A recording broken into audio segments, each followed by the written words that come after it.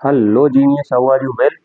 तो आज हम लोग देखने जा रहे हैं विभिन्न प्रत्यावर्ती धारा परिपथ हम अल्टरनेटिंग करेंट पढ़ रहे हैं, उसका नेक्स्ट लेक्चर पढ़ने वाले हैं।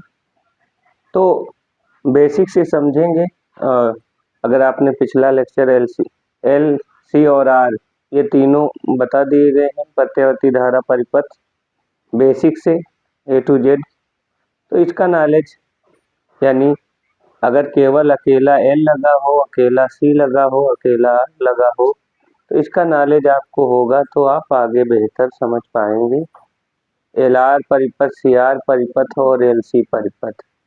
तो चलिए उसका चौथा नंबर का सर्किट हम लोग पढ़ने वाले हैं।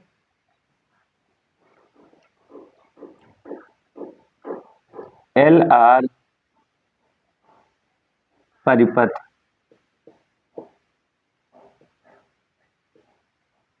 L R circuit.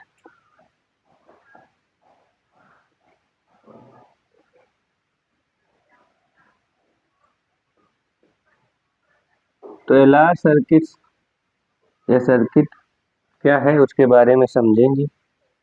तो जब कोई प्रत्यावर्ती धारा परिपथ या प्रत्यावर्ती धारा स्रोत में एक स्वप्रेरकत्व कैपिटल एल और एक प्रतिरोध कैपिटल आर श्रेणी क्रम में जोड़कर प्रत्यावर्ती धारा स्रोत से जोड़े जाते हैं तो वो हमारा होता है एल आर सर्किट।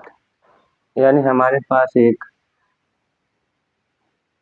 स्वप्रेरकत्व कुंडली है और एक प्रतिरोध आर, ये दोनों क्या है, श्रेणी क्रम में जोड़े गए हैं। ये कैपिटल एल है, ये कैपिटल आर है, दोनों को हमने श्रेणी क्रम में जोड़ दिया है। और फिर प्रत्यावर्ती धारा स्रोत B बराबर B नॉट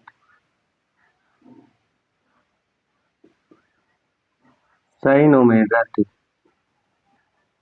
से जोड़ेंगे।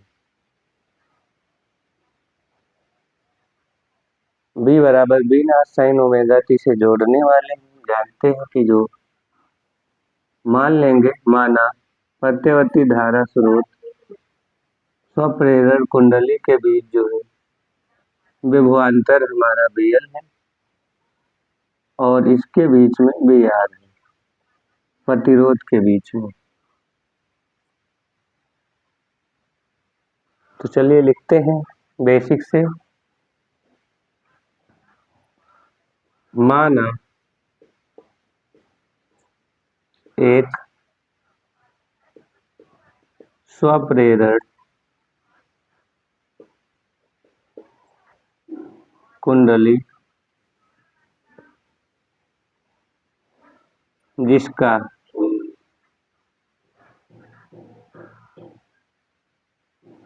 प्रेरकत्व कैपिटल एल तथा एक संधारित्र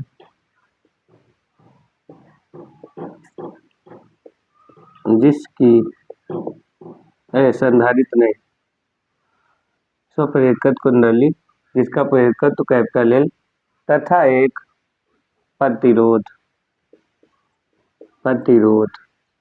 क्योंकि हमारा एल आर परिपथ प्रतिरोध कैपिटल आर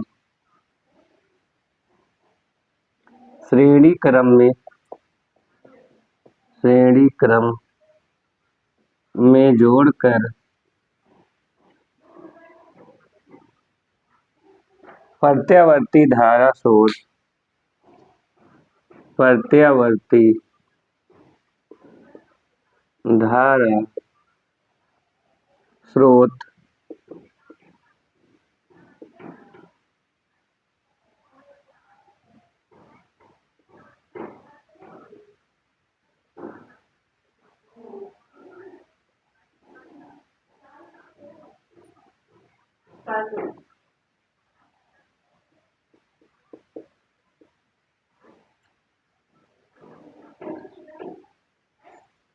B बराबर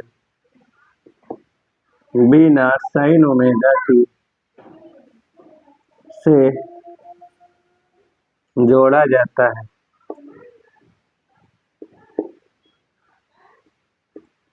जोड़ा जाता है।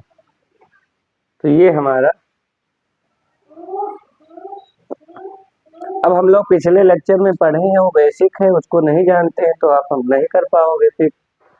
पिछला लेक्चर ये कहता है कि जब हम एक एल को जोड़ते हैं तो प्रत्यावर्ती वोल्टेज से जो प्रत्यावर्ती धारा थी वहां पर 90 डिग्री पक्षगामी थी। तो ये चीज नॉलेज होना चाहिए। यानी हम कह रहे हैं दूसरी बात, दूसरे अगर प्रत्यावर्ती धारा प्रत्यावर्ती वोल्टेज से 90 डिग्री पक्षगामी है तो इसका अर्थ ये है कि प्रत्यावर्ती वोल्टेज प्रत्यावर्ती धारा से 90 डिग्री अग्रगामी है। उल्टा भी हो सकता है। तो चलिए देखते हैं यहाँ पर फेजर डायग्राम। मान लें हम एक्स अक्ष पर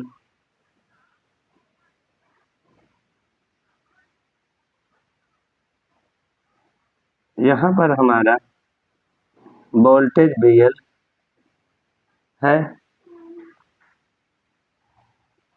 और यहाँ पर VR है और इसी दिशा में धारा होती है।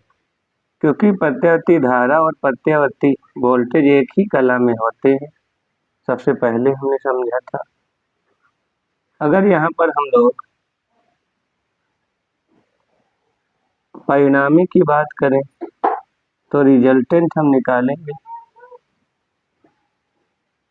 तो ये वाला जो रिजल्टेंट होगा ये Z कहलाएगा और ये कोण फाई होगा।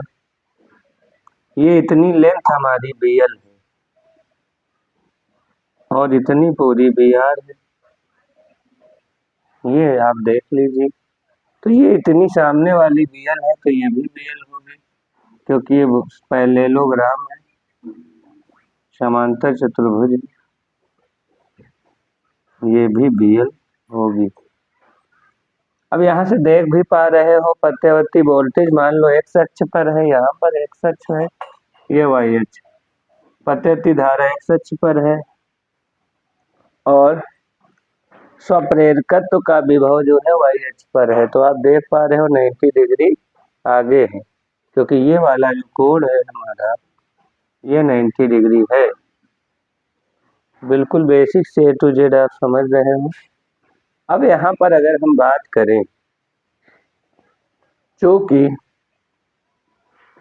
Z की अगर बात करें हम तो Z बराबर हो जाएगा हमारा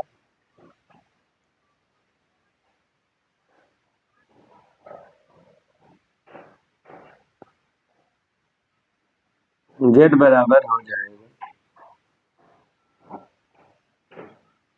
या B रिजल्टेंट की बात करें, B नेट की बात करें तो परिणामी वोल्टेज जो हो जाएगा हमारा B स्क्वायर बराबर BR का स्क्वायर प्लस BL का स्क्वायर।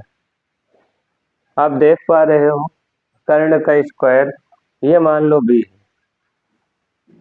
तो कर्ण का स्क्वायर बराबर होता है लंब का स्क्वायर प्लस आधार का स्क्वायर या आधार का स्क्वायर प्लस लंब का स्क्वायर। बेस का square perpendicular square plus base square. यहाँ से स्क्वायर हटता है तो ये हमारा आ जाता है अंडर रूट, यानी BL square plus BR square. अब BL बराबर हम लोग जानते हैं पिछले लेक्चर में I इंटू XL होता है, और यहाँ पर अगर देखें BR बराबर I इंटू R होता है।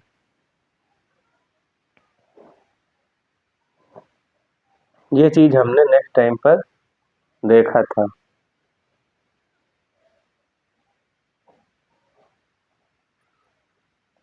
तो यहाँ से हम लोग मान रख देंगे तो यह हमारा आ जाएगा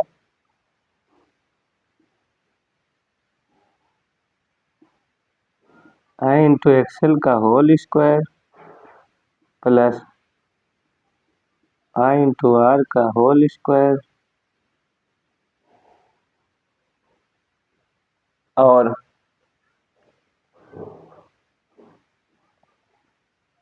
यहाँ से हम लोग निकालेंगे बाहर, तो ये हो जाएगा हमारा,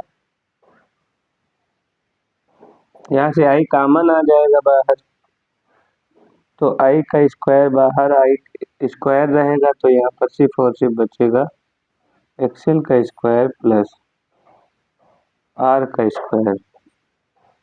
बोथ साइड में हम आर से, बोथ साइड में आई से भाग दे दें, तो यहाँ पर जो बनने वाला है वो जेड बन जाएगा। बी बाई आई जो होगा ये आएगा under root XL square plus R square, और इसी को हम लोग जेड कहते हैं। एल आर परिपथ की प्रतिबाधा जेड कहते हैं। तो यहाँ पर फार्मूला हम लोग लिख लिए हैं, जेड बराबर under root XL square plus R square.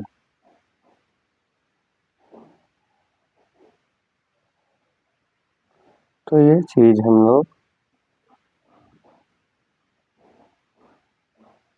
निकाल लिए हैं। तो ये जेड यहाँ से आ जाएगा।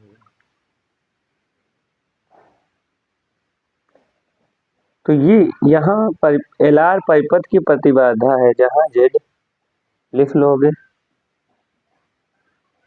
एल आर परिपथ की प्रतिबाधा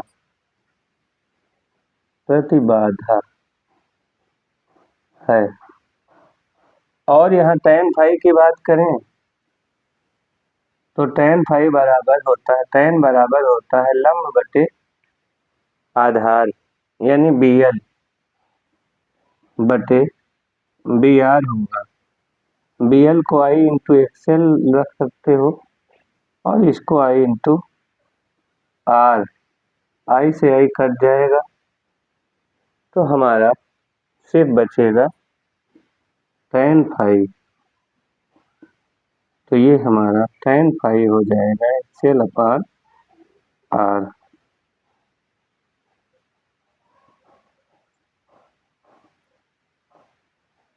तो ये हमारा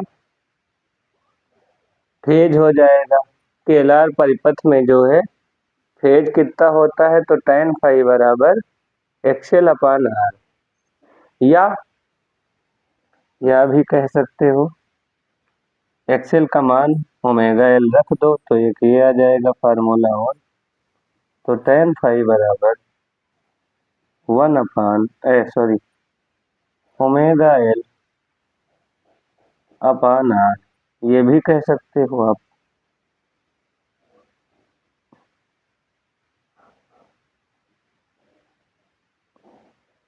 तो ये चाहे ये कहो या वो कहो, क्योंकि एक्सेल का मान हम लोग रख दिए हैं तो बहुत ही इजी है। तो आप बिल्कुल A to Z यहाँ पर ये याद रखिएगा, जो वोल्टेज होता है स्वप्रेरक कुंडली के सिरों के बीच उत्पन्न जो विभवांतर VL होता है वो 90 डिग्री अग्रगामी होता है प्रतिरोध के सिरों के बीच विभवांतर से 90 डिग्री, या प्रत्यावर्ती धारा से 90 डिग्री अग्रगामी है। वो हम देखे थे, फार्मूला नोट किए थे। I बराबर आया था I not sine omega t minus पाई/2 आया था। नेक्स्ट लेक्चर देख लेना, अगर नहीं देखे हो तो ये ज़्यादा बेहतर से समझ में आएगा। तो ये वीडियो आपको बिल्कुल समझ में आया होगा, नोट कर लीजिए कायदे से।